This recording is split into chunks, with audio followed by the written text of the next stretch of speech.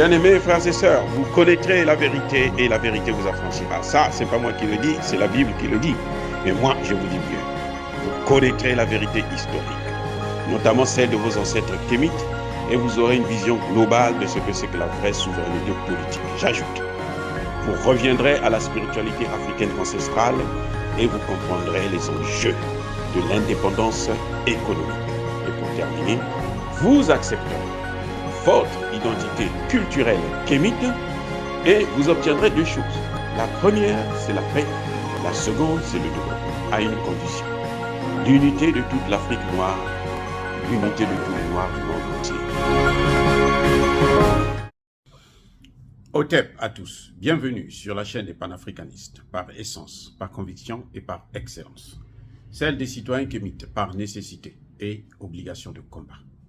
Nous sommes une chaîne qui n'est guidée que par nos ancêtres et rien que par les ancêtres qui appartiennent à l'égrégore du monde noir. Par conséquent, nous ne croyons en aucun Dieu venu de l'étranger. Toutefois, cette vidéo n'est aucunement destinée à inciter à la haine ou à la violence, car nous menons un combat qui est d'abord et avant tout spirituel, intellectuel et démocratique. Ensuite, il est politique, géopolitique et géostratégique, contre l'impérialisme, le colonialisme, le néocolonialisme et l'endocolona, qui sont tous qualifiés de crimes contre l'humanité. Nous menons ce combat sur la base du principe fondamental que nous avons hérité de nos ancêtres kémites, qui est celui de la Marat, c'est-à-dire solidarité, vérité et justice. Vous êtes donc en droit de connaître la vérité et nous avons l'obligation de vous dire la vérité, rien que la vérité, afin que justice soit rendue au continent africain. Et ça, c'est notre modeste contribution dans cette noble lutte en faveur de la souveraineté, la dignité, la solidarité et l'unité africaine. C'est exactement ça que nous appelons le panafricanisme.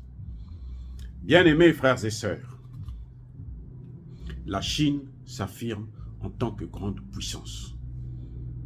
Elle l'est déjà. Et elle confirme au monde entier que c'est la première puissance économique mondiale, sinon la seconde. Et elle n'a des ordres à recevoir de personne. Le président Xi Jinping est allé en Russie après la délivrance d'un mandat d'arrêt international contre Vladimir Poutine pour crime de guerre. Ça n'a pas empêché le président chinois à se rendre en Russie pour une visite de 3 jours. Lorsqu'un président se déplace comme ça pour 3 jours, pendant 3 jours, il est en Russie, c'est qu'ils ont beaucoup de choses à discuter ensemble. Eh oui. Et ça, c'est une démonstration de force. Parce qu'avant ça, la Chine avait bien précisé aux Américains que ce sont eux qui sont en train d'alimenter la guerre et que l'Amérique n'a aucun ordre à donner à la Chine en ce qui concerne sa diplomatie. Vous savez, l'arrogance des Américains, c'est ça qui va les tuer. Ou c'est ça qui est en train de les tuer d'ailleurs. Parce qu'ils ont pris goût de dominer le monde, d'imposer le dollar à tout le monde, et tout le monde a accepté, tout le monde a suivi, et maintenant les gens en ont marre. Parce que, vous savez, tout empire finit toujours par périr, surtout lorsqu'on abuse de ses pouvoirs. Eh oui. Et cette guerre en Ukraine n'est pas une guerre entre l'Ukraine et la Russie, mais une guerre entre l'OTAN et la Russie. Une guerre entre l'OTAN et les pays du BRICS. Une guerre entre l'OTAN et la Russie et la Chine. Eh oui. Et les deux se sont rendus compte justement de la nécessité d'être ensemble. Parce que si aujourd'hui la Russie tombe, il ne faut pas s'attendre à ce que la Chine puisse continuer à résister. L'intérêt de la Chine n'est pas de voir la Russie perdre cette guerre. Sinon, elle doit oublier Taïwan. Donc l'intérêt de la Chine, c'est de, bien entendu, de voir la Russie l'emporter. C'est pour ça que le plan de paix de la Chine ne pose pas la question des parties du Donbass qui sont annexées aujourd'hui à la Russie. Non, je n'en parle pas. Il ne demande pas à la Russie de retirer ses troupes et d'abandonner le Donbass et la Crimée, surtout pas la Crimée. Parce que la Crimée, nous le savons tous, ça n'a jamais été une partie de l'Ukraine. C'était un don que le président Khrouchtchev, qui était d'origine ukrainienne, hein, qui venait de Kiev, c'est lui qui avait rattaché la Crimée à l'Ukraine. Mais sinon, en réalité, la Crimée ne fait pas, géographiquement parlant, partie de l'Ukraine. C'est une partie de la Russie. Bref, le président chinois a eu l'occasion de discuter avec Poutine sur cette guerre d'abord, sur les futurs dérapages, parce que nous allons vers l'escalade, et ça ne cesse de se rapprocher d'aller vers une guerre nucléaire. Et les Américains pensent toujours que ça va être par proxy, c'est-à-dire qu'eux, ils sont aux États-Unis, on est au chaud, et puis bon, les Ukrainiens meurent à notre place. Ce qui, à mon avis, au cas où ça dégénère, ne s'arrêtera pas en Russie. Il ne faut pas se leurrer. Parce que n'oubliez pas que même la Corée veut faire la guerre aux États-Unis. Le président coréen, notamment la sœur du président coréen, ne cesse de provoquer, là je dis bien provoquer, les États-Unis. Parce qu'ils veulent justement l'affrontement. Surtout depuis qu'ils ont maintenant des missiles intercontinentaux aussi, comme la Russie. Ce sont les deux pays qui ont ces missiles, et probablement la Chine aussi. Mais sinon, le reste des pays, il faut, même les États-Unis n'ont pas ça. Il faut qu'ils se déplacent, qu'un avion prenne des missiles ici pour amener à côté et puis aller bombarder. Ce qui n'est pas toujours facile. Bref, la Chine n'a pas écouté les injonctions des États-Unis et des pays européens. Ah oui, et pourtant, elle a des grands marchés ici. C'est la Chine qui a acheté la dette des États-Unis en 2008. Pour éviter que les États-Unis puissent s'écrouler, pour sauver d'ailleurs le monde. C'était la Chine. Et là encore, maintenant, cette fois-ci, la Chine dit, moi, je ne vous aide pas, et moi, je veux maintenant détruire votre dollar. Et la Chine et la Russie se sont entendus, non seulement de faire du projet russe, et plutôt chinois, des routes de la soie, que ce soit un projet à la fois des BRICS et de la Russie, en particulier, mais ils ont décidé ensemble de créer une banque, de changer en yuan ou en rouble, seulement, entre eux, entre les deux pays.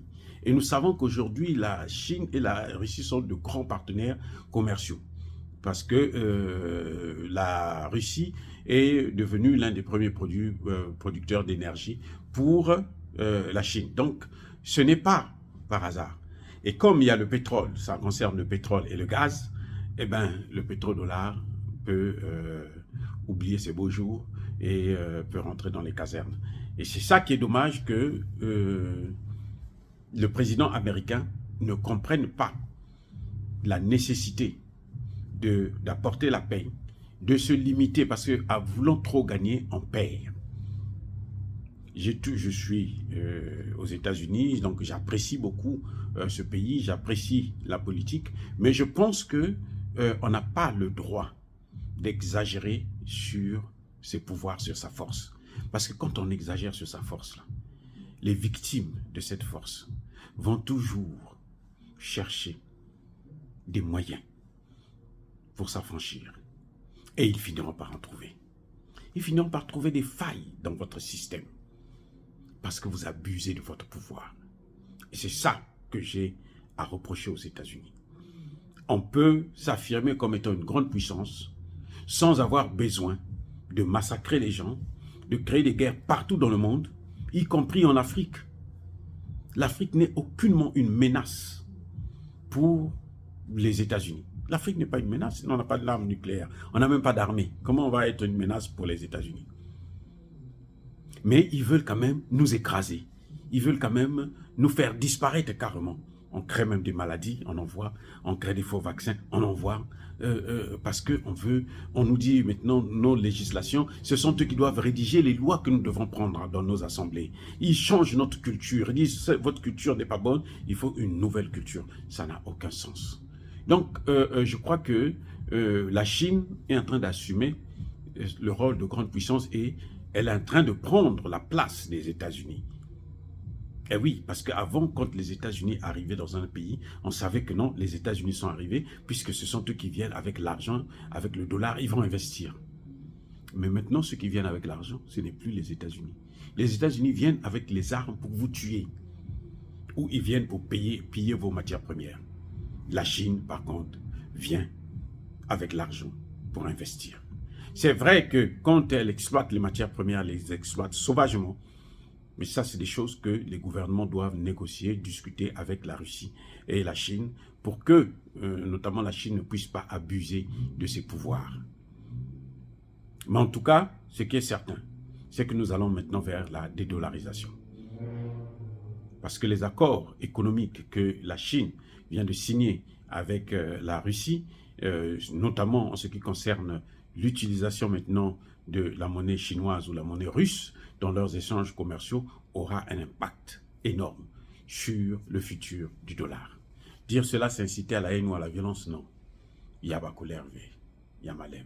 Encore une fois de plus, bien-aimés frères et sœurs, soyez bénis, abondamment bénis, je persiste et je signe, par le Dieu des Kémites et par nos ancêtres angélisés. Mais que tous ceux qui persécutent le continent africain, tous ceux qui le pillent et le déstabilisent, qu'ils soient noirs, blancs, chinois, arabes, indiens ou qui que ce soit, qu'ils soient punis, maudits, foudroyés, neutralisés, écrasés, effacés par le Dieu des Kémites et par nos ancêtres angélisés. Vive l'Afrique éternelle, j'ai dit et j'assume.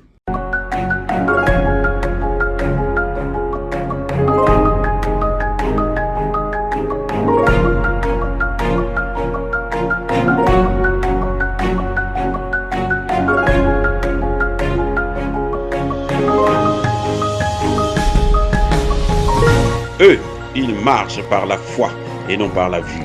Mais moi, je vous conseille vivement de marcher par la connaissance scientifique et historique, notamment celle de nos ancêtres kémites, par les 5 sens et par l'intelligence. À vous, à Pierre.